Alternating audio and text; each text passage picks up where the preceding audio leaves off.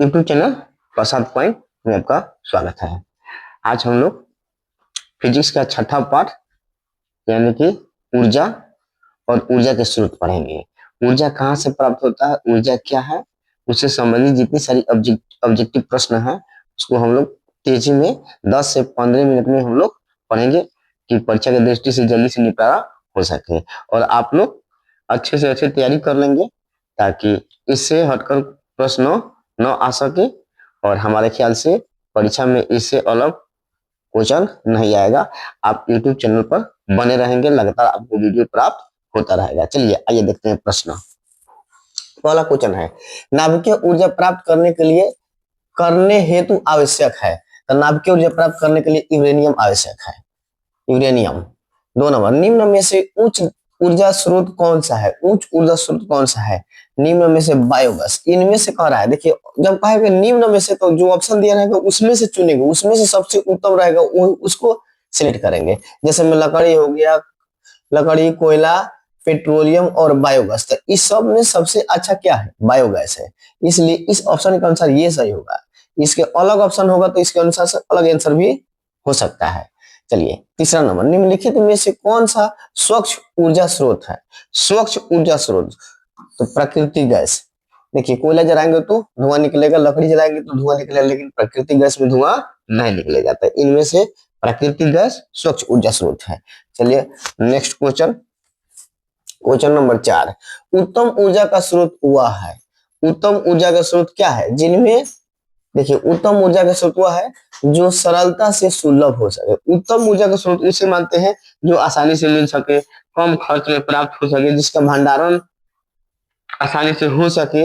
ये सब उत्तम ऊर्जा के स्रोत माने जाते हैं। तो देखिए जो सरलता से सुलभ हो गए, आसानी से मिल जाए। दूसरा का जो प्रति एकाक आयतन अथवा प्रति एकाक द्रव्यमान में अधिक ऊर्जा दो, मतलब प्रति 1 ग्राम पर ऊर्जा अधिक दे, जलाएं तो प्रति ग्राम का हो ऊर्जा अधिक दे, तो उसको उत्तम स्रोत के अंतर्गत रखते हैं। जिसका भंडारण तथा परिवहन आसान हो, यानी कि इसमें से तीनों ऑप्शन सही है, तो इसलिए इनमें से सभी हो सकते हैं, सभी उत्तर सही हो जाएगा। इनमें से ये सभी गुण सब सही होगा।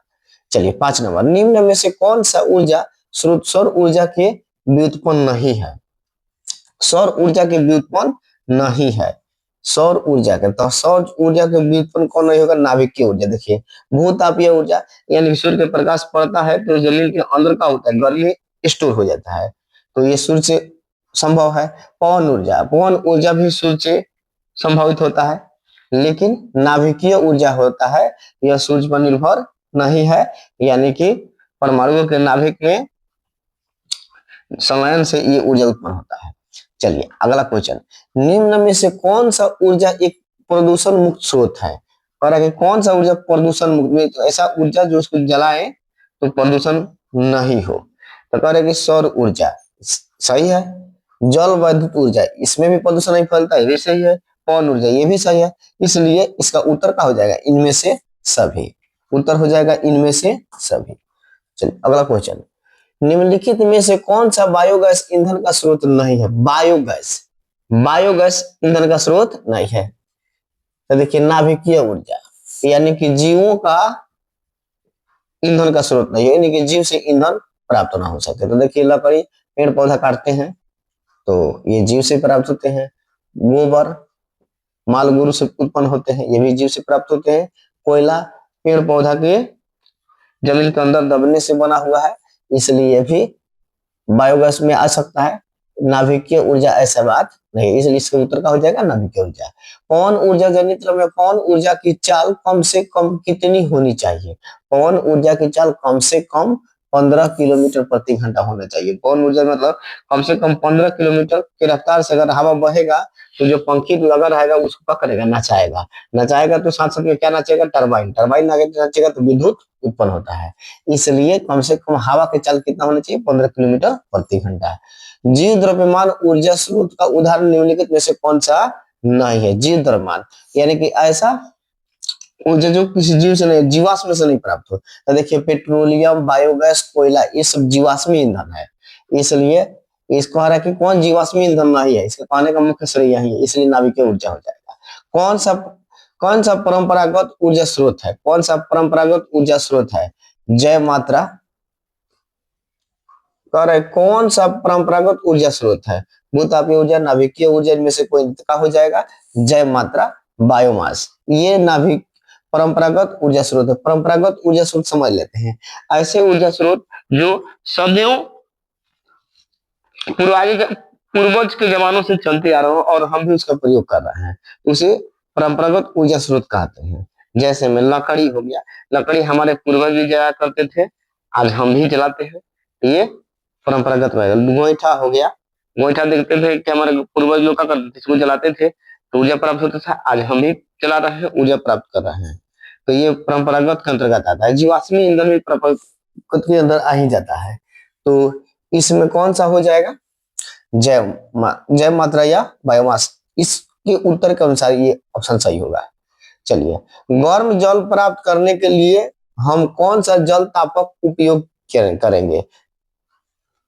नहीं कर सकते। कह रहे कि गर्म जल प्राप्त करने के लिए हम कौन सा जल तापक का उपयोग किस दिन नहीं कर सकते? तो देखिए, जो होता है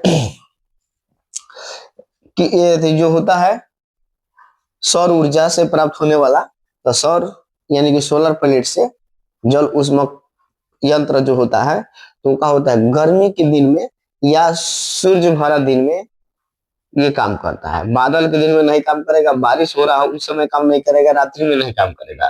तो ये कब काम नहीं करता है? तो बादल वाले दिन में ये काम नहीं करता है, रात्रि में काम नहीं करता है, और बरसात के दिनों में काम नहीं करता है। इसको गर्मी चाहिए, धूप चाहिए, तो इसमें काम करेगा। देखे नहीं है आप लोग, सोलर देखे होंगे ना? तो सोलर कब काम करता है? जब सूर्य निकल रहा है तो काम करता है, सूर्य नहीं निकलता है तो सोलर काम नहीं करता है। वही है, सोलर ही है, सेम समझ लीजिए। अगला क्वेश्चन, डीजल का उपयोग होता है, डीजल का उपयोग होता है काय भारी वाहनों में, बड़े बड़े गाड़ी होती है, चार चक्का ना, चार चक्का पहले के ट्रेन चला करती थी, डीजल से चला करती थी, ट्रक हो गई, बस हो गई, ये सब भारी गाड़ियों में डीजल प्रयोग होता है। जैसे रेल इंजन ना, विद्युत उत्पादन में, अब विद्युत बनाया जाता है, विद्युत उत्पादन के अंदर रेल किसका डीजल का प्रयोग रहता है, लेकिन डीजल के प्रयोग अब उसमें से कम किया जा रहा है। इसके डीजल के बजाय अब दूसरे स्रोत का प्रयोग किया जा रहा है, जैसे भूतापीय ऊर्जा का प्रयोग किया जा रहा है, और किसका प्रयोग किया जा रहा है, कौन ऊर्जा का प्रयोग किया है, जल ऊर्जा का प्रयोग किया जा रहा है। तो वो नए तकनीक के अंतर्गत आ गए। तो इनमें से कौन सा ऑप्शन सही हो जाएगा? इनमें से सभी, सभी में देखिए, बड़े गाड़ी में, भारी गाड़ी में, रेल इंजन में, विद्युत में, सब में डीजल का प्रयोग करते हैं। अगला क्वेश्चन, जल विद्युत संयंत्र किस ऊर्जा को विद्युत ऊर्जा में रूपांतरित करता है? करेंगे जल विद्युत संयंत्र किस ऊर्जा को? तो स्थितिज ऊर्जा को बदलता है। किसको बदलता है जी? स्थितिज ऊर्जा को। अगला क्वेश्चन, जीवाश्म ईंधन का उदाहरण है, जीवाश्म ईंधन का उदाहरण पेट्रोलियम और कोयला।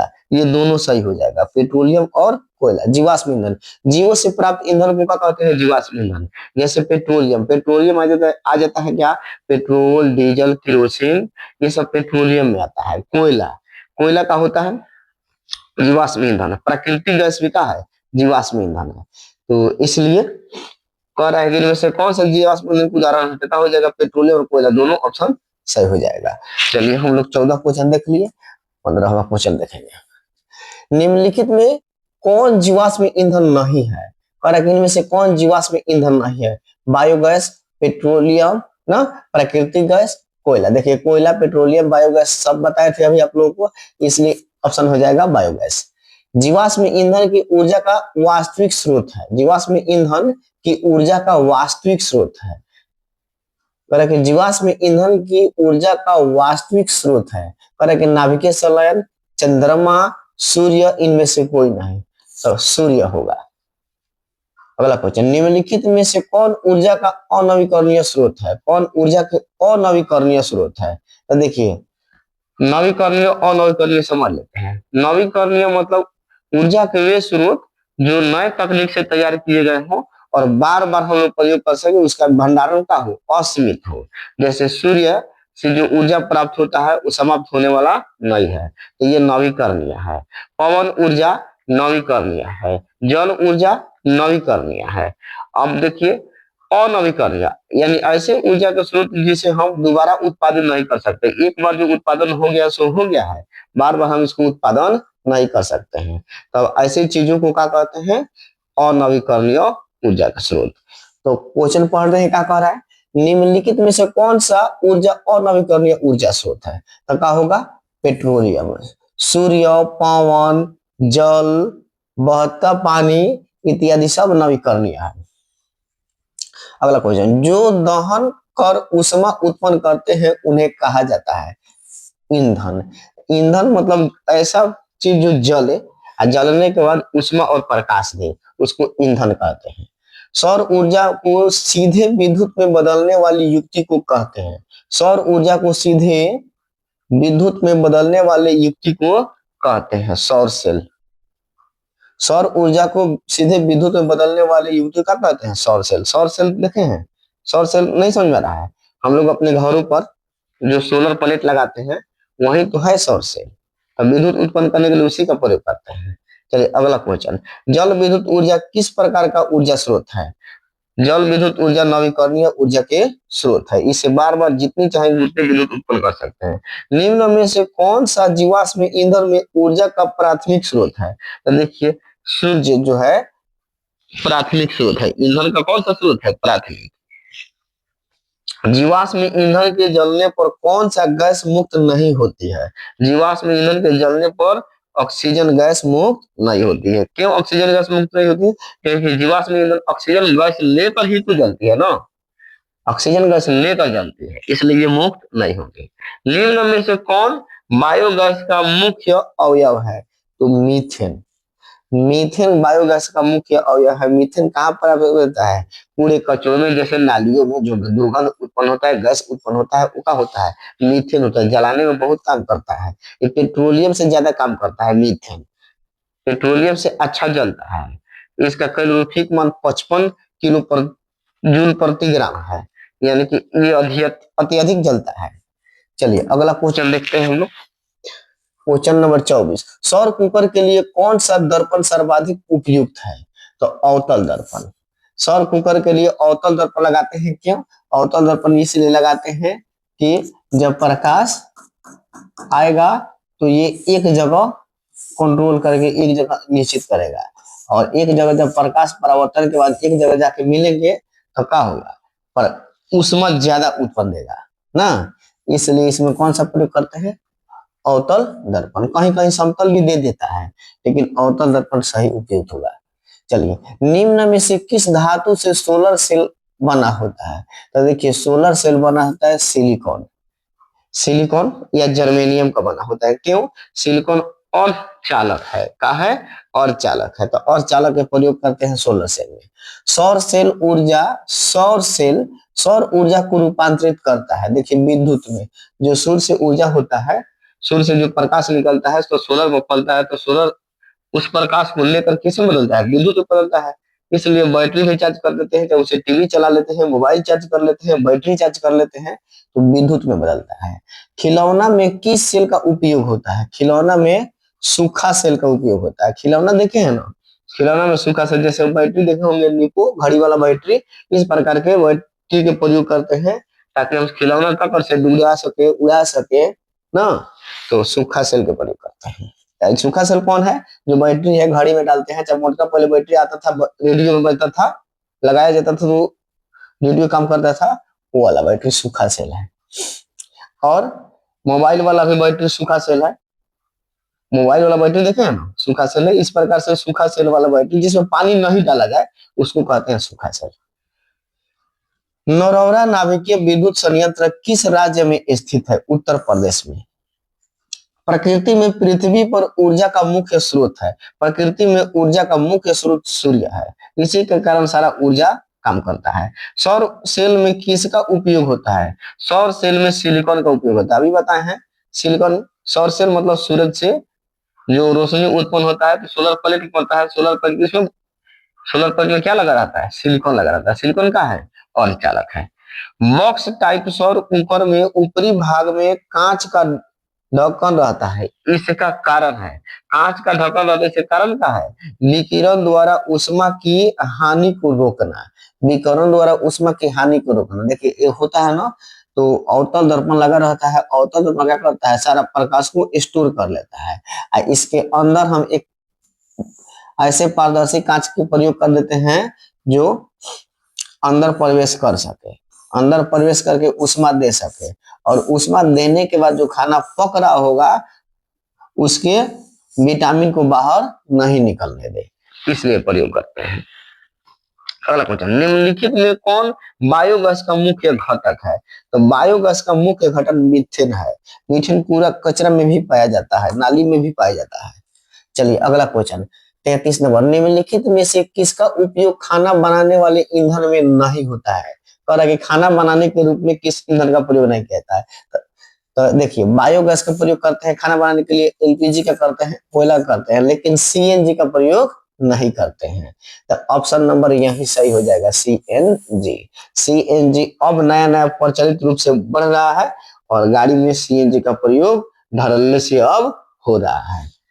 तो सीएनजी, पेट्रोल के जगह पर सीएनजी का प्रयोग कर रहे हैं गाड़ियों में। क्यों?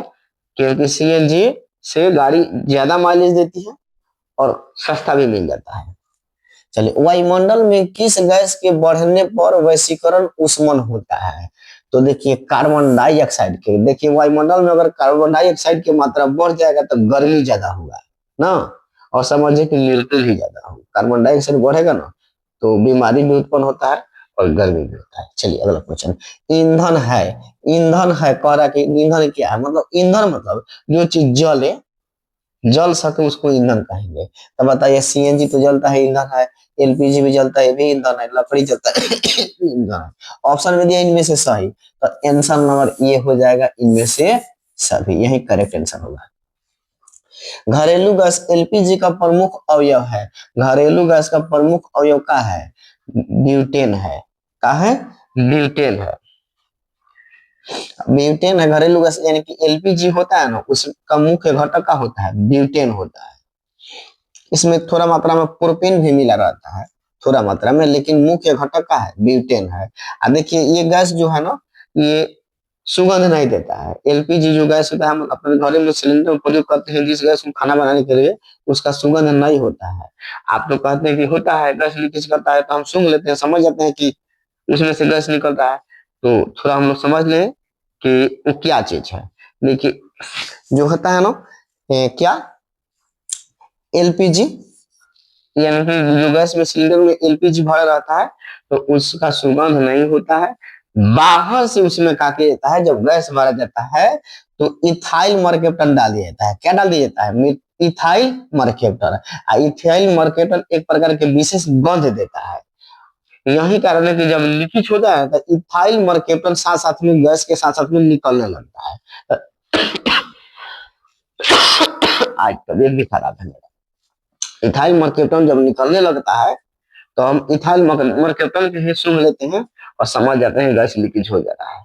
यानी कि निश्चित रूप से हम समझ लें कि एलपीजी का कोई विशेष गंध नहीं होता है। गंध किसका होता है? इथाइल मर्केप्टन का। इथाइल मर्केप्टन उसमें मिलाया जाता है, पहचान के लिए मिलाया जाता है। चलिए अगला क्वेश्चन 36 तक हो गया, 37 देखते हैं। क्वेश्चन नंबर 37, निम्नलिखित में से कौन सा नवीकरणीय ऊर्जा का स्रोत का उदाहरण है? नवीकरणीय, अभी न बताए हैं आप लोगों को। नवीकरणीय मतलब ऐसा ऊर्जा का स्रोत जिसका भंडारण असीमित हो, बार बार हम उसका प्रयोग कर सकते, समाप्ति न हो, उसको क्या कहेंगे? नवीकरणीय। तो देखिए महासागरीय तरंग, महासागर से ना पानी खत्म होगा तो ना ऊर्जा भी खत्म नहीं होगा। सौर ऊर्जा, ना सूर्य से ना ऊर्जा खत्म होने वाला है ना सूर्य खत्म होने वाला है। पवन ऊर्जा, पवन हमेशा बहेगा, इससे ऊर्जा भी निकलेगा, इसलिए सब नवीकरणीय है। तो ऑप्शन नंबर डी हो जाएगा सभी, डी करेक्ट आंसर हो जाएगा। निम्नलिखित में से कौन सा ऊर्जा का नवीकरणीय स्रोत है? करेक्ट, कौन सा ऊर्जा का नवीकरणीय स्रोत है? तो देखिए जय मात्रा, कोयला और पेट्रोलियम का है और नवीकरणीय है। ये आज से लाखों वर्ष पहले पृथ्वी पर बहुत भयानक भूचाल आने के कारण पृथ्वी के ऊपरी जीव, पेड़ पौधा भी नीचे दब गया। धीरे धीरे उस दबे हुए अवशेष का रूप परिवर्तन हो गया कोयला और पेट्रोलियम में और बायोगैस में। चलिए अगला क्वेश्चन, निम्न में कौन नवीकरणीय ऊर्जा का स्रोत है? नवीकरणीय तो क्या हो जाएगा? बायोगैस, ये नवीकरणीय है। इसको जितना चाहेंगे उतना हम ईंधन के रूप में बदल सकते हैं। देखिए प्राकृतिक गैस, कोयला और पेट्रोलियम अनवीकरणीय है। अनवीकरणीय ऊर्जा का स्रोत है, अनवीकरणीय ऊर्जा का स्रोत क्या होगा? कोयला होगा। चलिए अनवीकरणीय ऊर्जा है, अनवीकरणीय ऊर्जा का है कोयला है। ऊर्जा के दो अनवीकरणीय स्रोत है, ऊर्जा के दो अनवीकरणीय का है कोयला तथा पेट्रोलियम। अगर तीन को कहता तो कोयला, पेट्रोलियम तथा प्राकृतिक गैस हो जाता। कल्पक्कम नाभिकीय विद्युत संयंत्र किस राज्य में है? तो तमिलनाडु में है। किसमें है जी? तमिलनाडु में। निम्न में से किस रूप में महासागरों में ऊर्जा उपलब्ध है? तो महासागर में ज्वारीय ऊर्जा है, तरंग ऊर्जा है, महासागरीय तापीय ऊर्जा, यानी कि तीनों ऊर्जा है। तारापुर नाभिकीय विद्युत संयंत्र में किस राज्य में स्थित है? तो देखिए ये महाराष्ट्र में है। इसी के साथ आज का सेशन समाप्त होता है और फिजिक्स का बुक भी समाप्त हो जाता है। फिजिक्स के जितने सारे ऑब्जेक्टिव हैं ये समाप्त हो गए। आप बढ़िया से देख लेंगे और परीक्षा में इससे हट के परीक्षा में नहीं आएगा और आप निश्चित रूप से इसे देख ले, याद कर ले, समझ ले और परीक्षा में आए तो आसानी से कलई कर ले, रोक ले। चलिए थैंक यू, मिलते हैं नेक्स्ट वीडियो में। Thank you.